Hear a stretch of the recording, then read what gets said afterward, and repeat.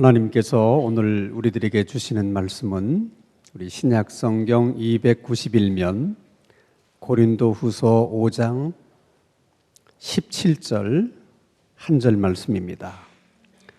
신약성경 291페이지 고린도후서 5장 17절의 말씀을 제가 봉독합니다. 하나님의 말씀을 경청하시기 바랍니다. 그런즉 누구든지 그리스도 안에 있으면 새로운 피조물이라. 이전 것은 지나갔으니 보라 새 것이 되었도다. 아멘.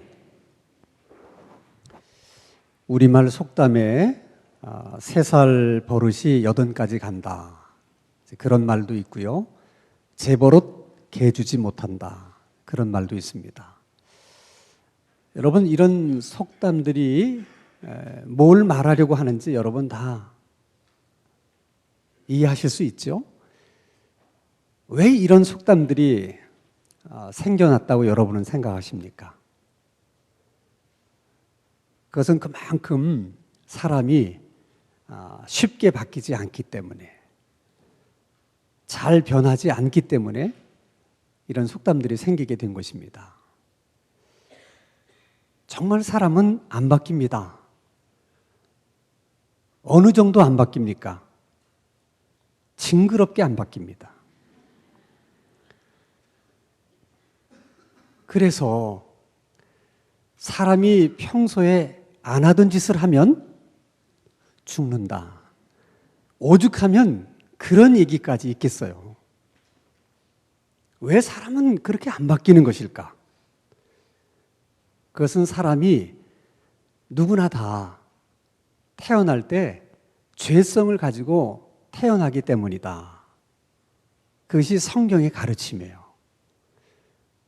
성경이 말하는 죄성이라고 하는 것은 피조물인 인간이 하나님을 인정하고 하나님 경외하고 또 하나님 의존하고 하나님의 말씀에 순종해서 살아야 되는데, 그렇게 살지 않고 자신이 가지고 있는 지혜, 자신이 가지고 있는 능력, 자신에게 있는 그 자원을 가지고 하나님으로부터 독립해서 스스로 존재해서 자기 인생을 자기 힘으로 개척해 나가려고 하는 그런 인간의 속성을 가리켜서 죄성이라고 얘기를 하는 것입니다. 우리가 언뜻 생각하면, 아니 목사님, 인간이 신에게 의존하지 않고 아니 스스로 존재하며 자기 인생을 자기 힘으로 개척해 나가려고 하는 것이 뭐가 잘못됐습니까? 인간이 그렇게 삶으로 인해서 인간이 더 강해질 수 있는 것이고 또 인간이 더 인간답게 되는 거 아닙니까? 여러분, 얼마든지 그렇게 생각할 수 있고요. 또 사실 많은 사람들이 그렇게 생각합니다. 그러나 실제로는 그렇지 않아요. 그렇게 살면 인간이 강해지는 것처럼 보이지만은 실제로는 강해지는 것이 아니고 교만해집니다. 그렇게 살면 인간이 더 인간다워질 것처럼 생각이 들지만 실제로는 사실 더 동물적이 돼요. 사람들은 누구나 이런 죄성을 가지고 태어나기 때문에 하나님을 믿는 것보다는 자기 자신을 믿는 것이 훨씬 더 쉬워요. 하나님을 의지하고 의존하기보다 자신의 지식을 의존하고 자신의 경험을 의지하는 쪽이 훨씬 더 편합니다. 그래서 사람들은 변하는 것보다 변하지 않고 그냥 있는 것이 훨씬 더 편하고 쉽기 때문에 안 변하는 거예요. 그럼 사람이 변하지 않게 되면 어떻게 되는가? 무슨 문제가 생기는 것일까? 하나님은 이렇게 말씀하십니다. 우리 로마서 1장 28절에서 29절을 우리 한번 함께 읽겠습니다. 시작. 또한 그들이 마음에 하나님 두기를 싫어하며 하나님께서 그들을 그 상실한 마음대로 내버려 두사 합당하지 못한 일을 하게 하셨으니 곧 모든 불의, 추악, 탐욕, 악의가 가득한 자요. 시기, 살인, 분쟁, 사기, 악독이 가득한 자요. 수근수근하는 자요. 하나님을 마음에 두기를 싫어한다고 하는 의미는 하나님을 경외하는 것도 싫고 하나님을 인정하는 것도 싫고 또 하나님을 의지하는 것도 싫고 하나님의 말씀대로 사는 것도 싫다는 거예요. 그렇게 살면 사람들은 어쩔 수 없이 합당하지 못한 일을 하게 되는데 그 예를 쭉 나열하고 있습니다. 이게 여러분 31절까지 계속되는데 그럼 31절까지 말한 것들이 전부냐? 아니에요. 계속 더 얘기할 수 있는데 너무 많기 때문에 31절 정도에서 끝냈어요.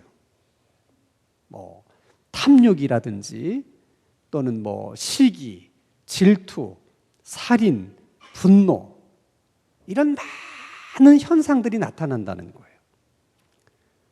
그러니까 여러분 우리가 지금 눈으로 보게 되는 이런 죄라고 하는 것들은 그저 나타나는 현상일 뿐이지 그게 본질이 아니에요. 본질은 인간이 하나님을 마음에 두기를 싫어하는 것, 하나님을 인정하고 싶지 않은 것, 대신 내 힘으로 스스로 존재하면서 내 힘으로 내 인생을 살아가 보려고 하는 것, 그게 본질입니다. 그 이유 때문에 이런 많은 문제들이 생기는 거예요.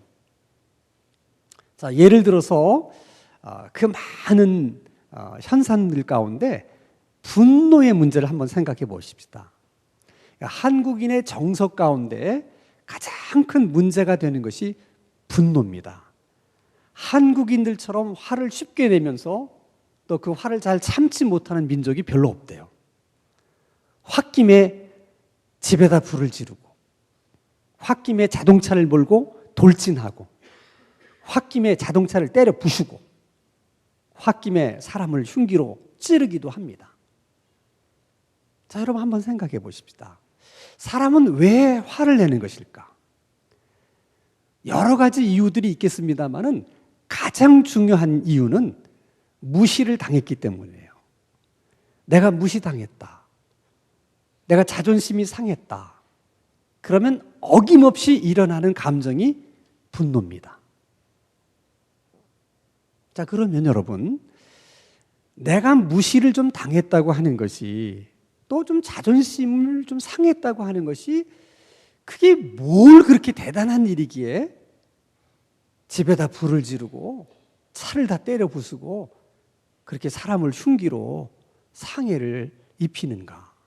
그게 여러분 이해가 되세요?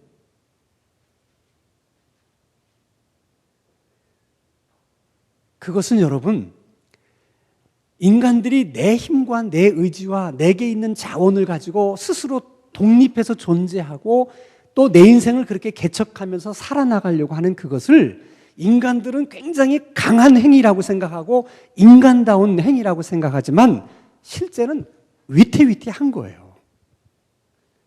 여러분 인간이 별겁니까?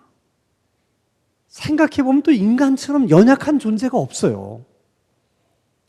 그렇게 위태위태하게 살아가는 나를 누군가가 무시한다 하는 것은 내 존재에 대한 위협이에요. 저 사람이 나를 무시하는 그 행위 때문에 내 존재가 어떻게 될지도 모른다. 그런 위협감이 드는 겁니다. 그래서 인간들은 본능적으로 무시를 당하게 되면 내 존재가 어떻게 될지도 모른다는 불안감 속에서 내 존재를 지키기 위해서 나를 보호하기 위해서 공격적으로 반응을 보이는 게 분노예요. 여러분 분노의 문제만 그런 게 아닙니다. 인간 안에 생겨지는 모든 문제는 다 본질은 거기서부터 시작되는 거예요. 또 한 가지 여러분 예를 들어 보십시다. 여러분 집에 가서 수도꼭지를 틀면 물이 나옵니다. 언제나 나와요. 우리는 다 그걸 믿어요. 틀면 언제나 물이 나온다. 그렇기 때문에 한 번도 이웃 사람들하고 물 때문에 언쟁하거나 다투는 일이 없습니다. 왜? 물은 언제든지 틀면 우리가 필요한 만큼 나오니까. 근데 만약 단수가 돼서 소방차가 여러분 동네에 와서 소방차가 여러분 물을 여러분들에게 나눠준다고 생각해 보세요. 그러면 여러분 먼저 물을 받으려고 새치기 하는 사람도 있고 한 번 받고 또 받으려고 뒤에 가 선 사람 또 생겨요. 다 그런 일들이 일어나는 이유는 다 자원이 부족하기 때문이에요. 그걸 인간들이 본능적으로 다 알아요. 그래서 더 많이 가져야 된다고 하는 그런 본능적인 생각들을 하는 거예요.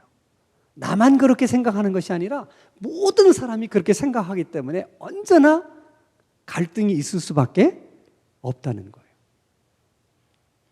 문제는 여러분, 그렇게 살면서도 우리들의 마음 한구석에서는 화를 내면 안 되는데, 그리고 늘 화를 내면서 사는 자기 모습을 보면서 그런 자기가 너무 싫어요. 그러니까 나는 좀 이제부터는 좀 화를 내지 않고 살았으면 좋겠다. 이런 소원하는 마음이 있어요, 다.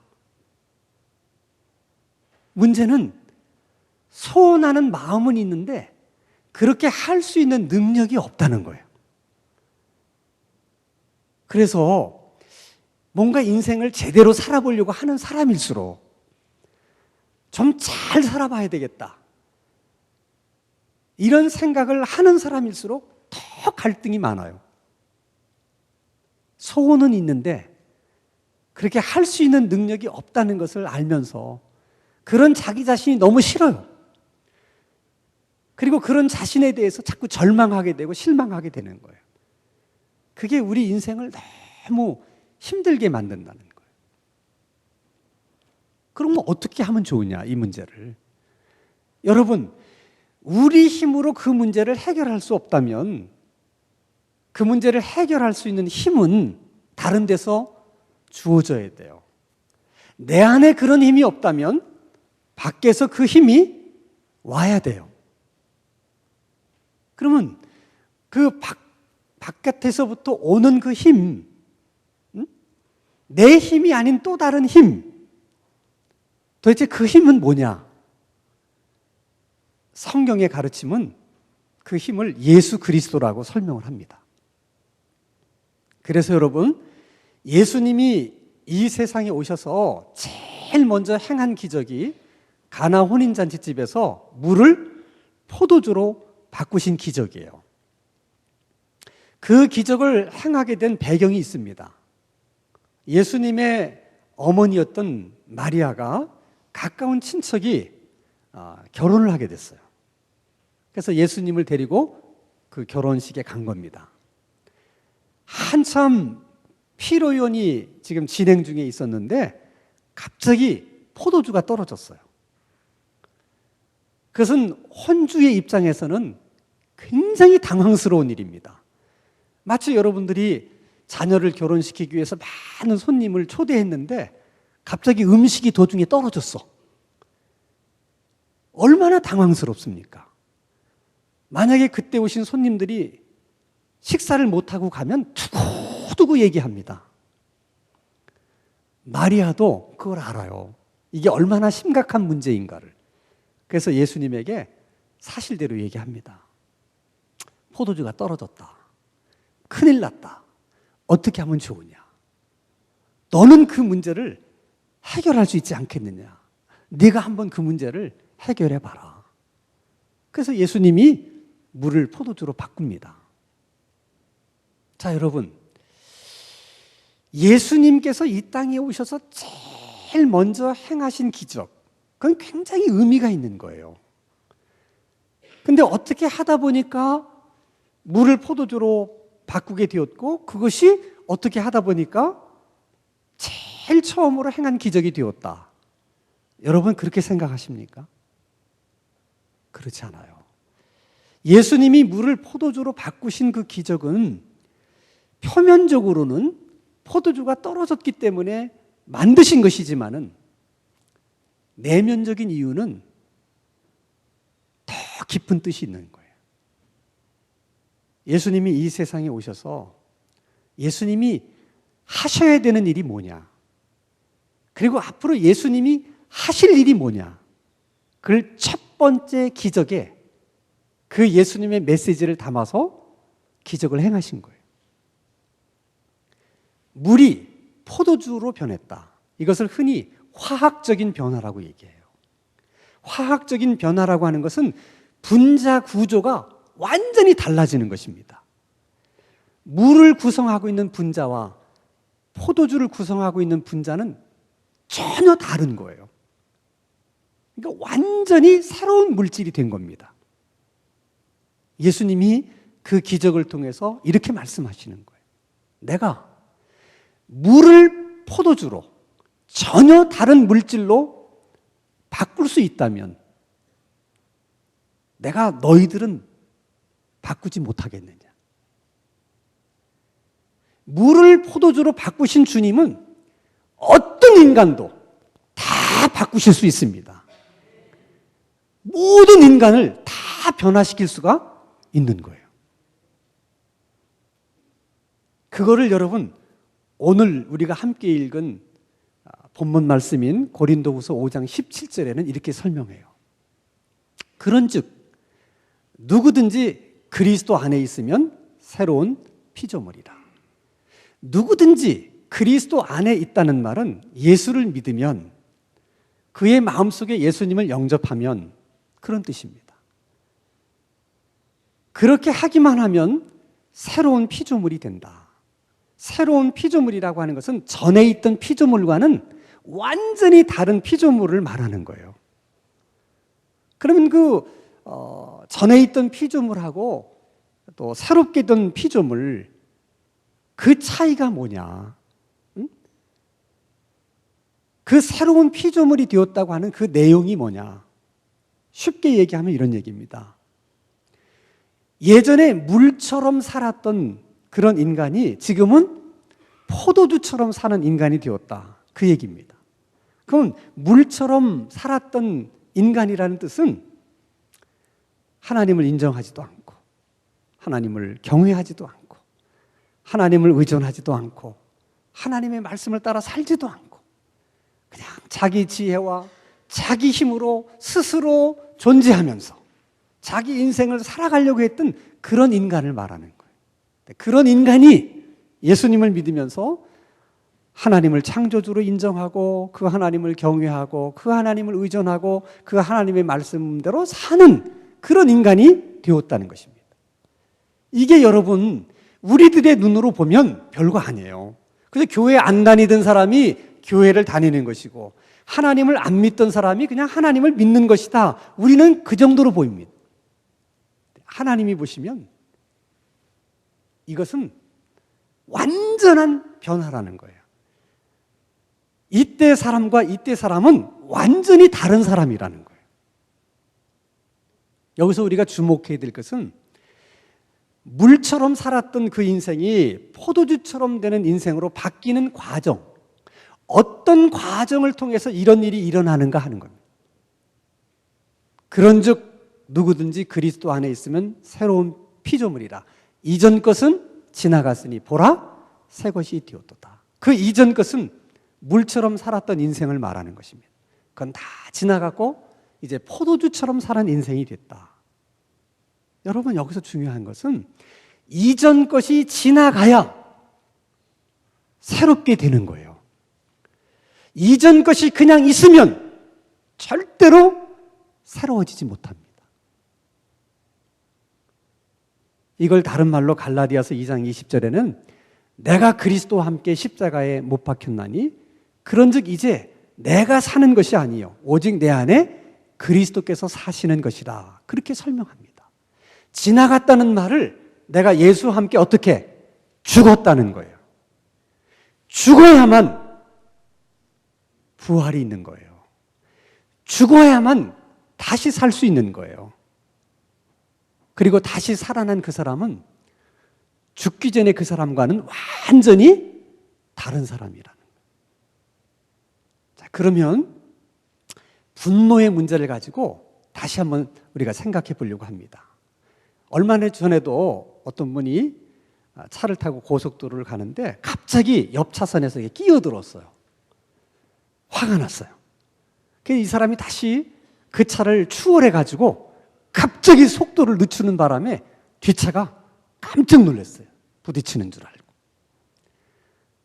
그리고도 화가 풀리질 않아 가지고 계속 힘들게 하다가 결국은 갓길에 그 차를 붙이게 한 후에 차문을 열고 나와서 상대방 차의 유리창을 박살을 냈어요.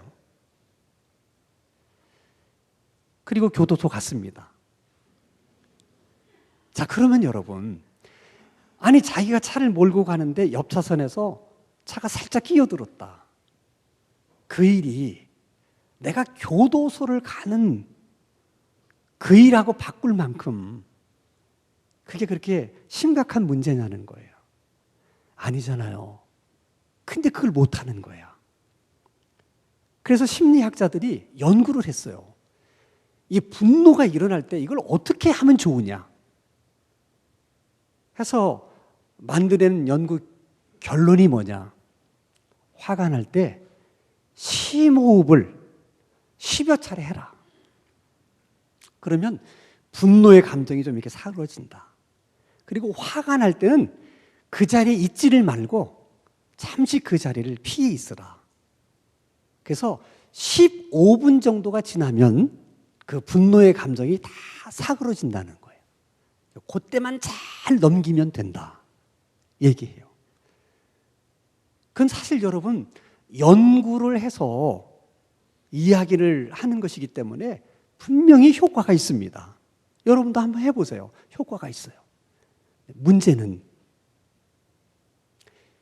인간이 만들어낸 분노는 인간이 그 분노의 에너지를 없애지를 못해요. 그러니까 화를 참는 것뿐이지 그 화의 에너지를 없애버리는 게 아니에요. 그러니까 화를 날 때 참는 거야. 그 순간에 화를 내지 않으려고. 그럼 그 분노의 에너지가 어딘가에 계속 쌓여요. 계속 화가 나는데 그런 식으로 참으면 나중에 그게 화병이 되는 거예요. 그리고 참고 참다가 어느 날 어느 순간에 어떤 사건으로 터지면 이게 걷잡을 수 없는 일이 돼버리는 거예요. 여러분, 자기 차 앞에 차가 끼어들었다. 그분도 마찬가지예요. 단순히 그날 그 사건 때문에만 그렇게 화를 낸 게 아니라 되게 그분도 며칠 전, 몇 달 전부터 그런 화나는 일이 여러 번 있었는데 그냥 그런 대로 참은 거야. 근데 그날 문제가 생긴 거예요. 자, 그러면 이제 우리가 예수님의 힘으로 그 문제를 어떻게 해결할 수 있느냐 하는 겁니다. 일단은 여러분, 내가 화를 내지 않아야 되겠다. 네, 화를 내지 않고 살아야 되겠다. 이렇게 소원하는 마음을 갖는 것이 중요해요. 모든 생각과 모든 말은 그것이 씨앗입니다. 씨앗이 있어야 열매가 있는 거예요. 먼저는 결심하는 겁니다. 난 이제 화를 안 낼 거야. 근데 그것이 내 힘으로 돼요, 안 돼요? 안 돼요. 그걸 인정해야 돼. 그래서 내 힘으로 안 되니까 누구의 힘을 의지해야 됩니까?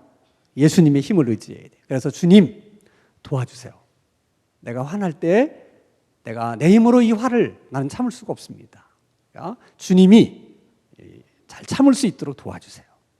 자, 그렇게 우리가 늘 기도하고 그분을 의지하면 어떤 일이 생기는가? 화나는 일이 생겼어요. 그런 상황에 내가 접하게 됐어요.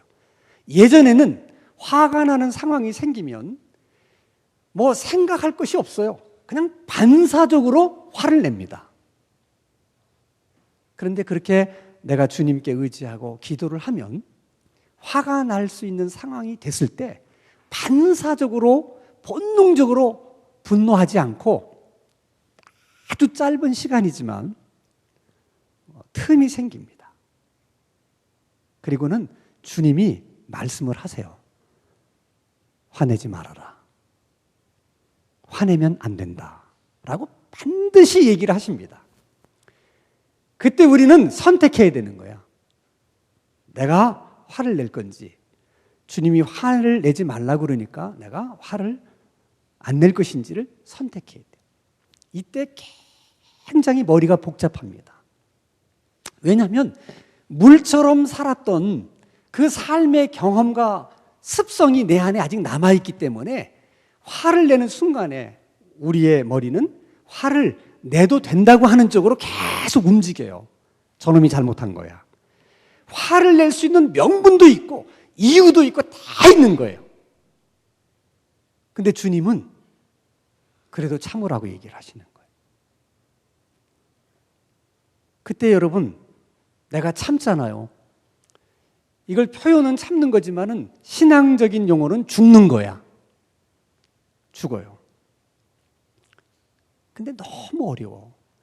사실 참는 거는 그런데 참을 수 있는데 죽는다는 게 어렵다고.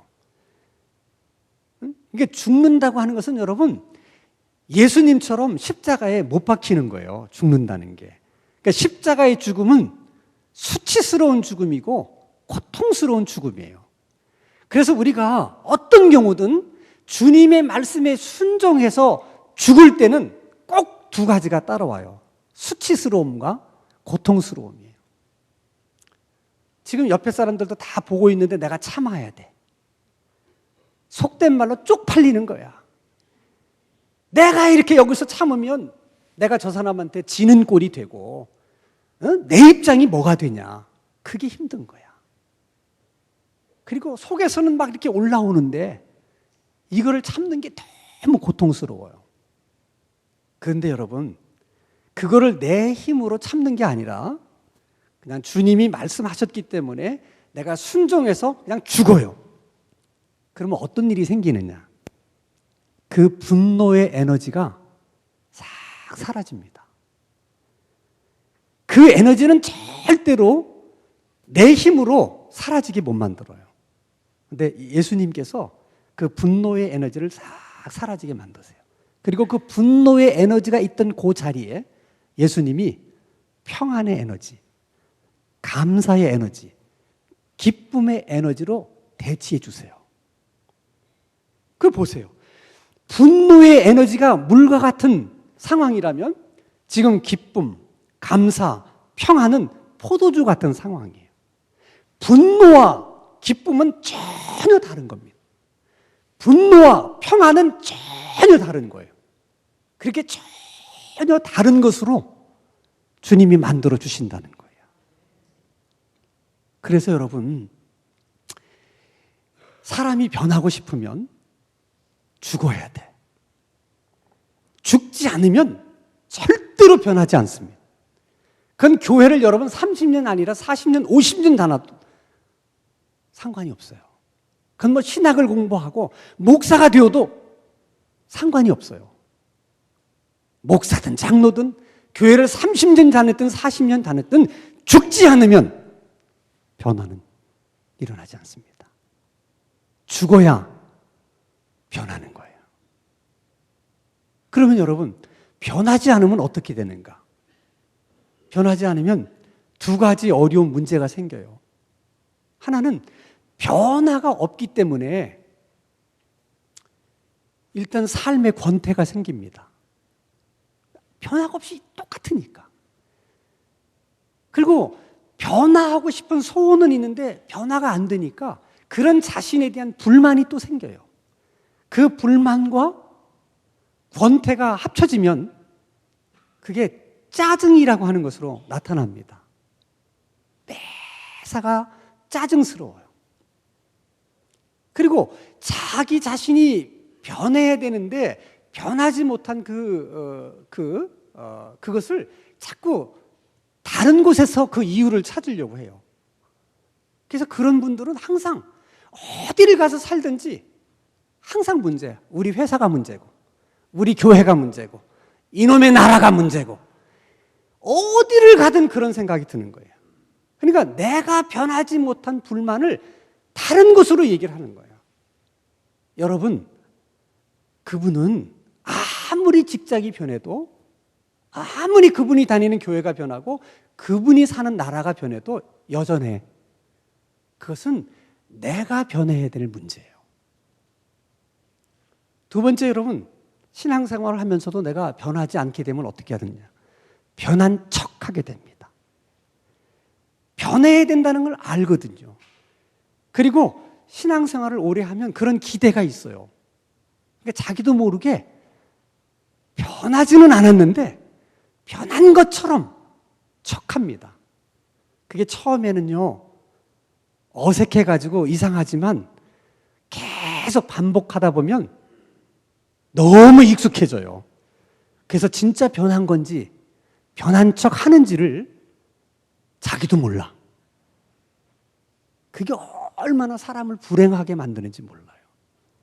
그 대표적인 사람이 예수님 당시의 바리새인들이야. 너무 척하다 보니까 자기들이 정말 하나님을 잘 믿는 것인지 믿는 척 하는지 구분이 안 되는 거예요. 주님이 와서 보니까 다 척하고 있어. 그래서 예수님이 말씀하시는 거야. 그만 척해라. 왜 믿음도 없으면서 믿음 있는 척하냐? 왜 하나님도 제대로 믿지 않으면서 하나님 잘 믿는 척하냐? 그 얘기를 들으면서 이들이 반성하고 회개하는 게 아니라 그렇게 말하는 예수님을 이해 못하겠다는 거예요. 왜? 진짜 자기들은 하나님을 잘 믿는 사람이라고 생각하고 있기 때문에. 이게 여러분 얼마나 불행한 일인지 아시겠어요? 사람은 변해야 될 때 변하지 않으면 그렇게 될 수 있는 가능성이 많은 거예요. 그러나 우리가 변하게 되면 그 변화가 주는 만족이 있어요. 그리고 그 변화가 주는 행복이 있어요. 그래서 조금씩이지만이라도 계속 변화가 있는 사람은 그 변화가 주는 만족과 행복을 누리는 것이 너무 좋기 때문에 다른 사람이 뭐 이렇쿵 저렇쿵 콩나라 판나라 간섭도 안 할 뿐더러 하고 싶은 마음도 없어. 여러분, 신앙생활이 추구하는 삶이란 그런 삶을 말하는 거예요. 그렇게 사는 것이 신앙생활이라고 하나님이 우리에게 그렇게 말씀하시는 거예요. 변해야 됩니다. 누구든지 그리스도 안에 있으면 새로운 피조물이다. 우리가 예수님을 믿는 순간 우리가 본질이 다 변했기 때문에 이제 현상들은 얼마든지 우리가 결심만 하면, 그리고 주님께 변할 수 있게 해달라고 기도하고 그분은 의지하기만 하면, 그리고 주님이 죽으라고 말씀하실 때 죽을 수만 있다면 모든 면에서 변화는 가능한 거예요. 그 믿음이 있어야 됩니다. 정말 변하고 싶으십니까? 오늘 정말 내 삶이 좀 변했으면 좋겠다. 내가 좀 변했으면 좋겠다. 그렇게 생각하는 모든 성도들 가운데 정말 여러분을 변화시키는 그 예수님의 능력이, 하나님의 은총이 이 시간 함께 하시기를 주님의 이름으로 축원합니다. 기도하십시다. 거룩하신 하나님 아버지, 이 시간 우리 모두에게 변화에 대한 강한 소원과 열망을 주시옵소서. 변하고자 하는 의지를 가지고 하나님께 기도하게 하시고, 주님이 죽으라고 말씀하실 때 죽을 수 있는 믿음도 허락해 주옵소서. 죽어서 다시 사는 법을 배우게 하시고 변화가 주는 만족과 행복을 누리며 사는 저희들의 신앙생활 되게 하여 주시옵소서. 예수님의 이름으로 기도하옵나이다. 아멘. 다 일어나셔서 하나님을 찬양합니다.